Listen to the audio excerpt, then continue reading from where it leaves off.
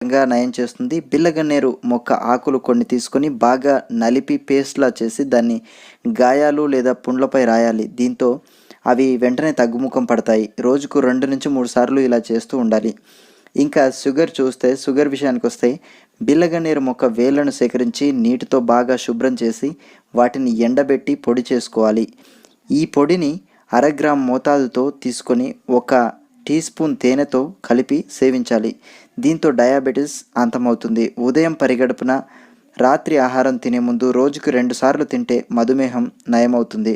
అదేవిధంగా ఈ మొక్క ఆకులను లేదా పువ్వులను 2-3 తీసుకొని ఉదయాన్నే పరిగడుపున అలాగే నమిలి తినేయాలి. ఇలా నెల రోజుల పాటు చేస్తే వచ్చే మార్పులు మీరే గమనిస్తారు. ఈ చెట్టుతో బీపీ కూడా తగ్గించవచ్చు. బిళ్ళగన్నేరు ఆకులను 5 తీసుకోవాలి. వీటిని బాగా కడిగి రసం తీయాలి.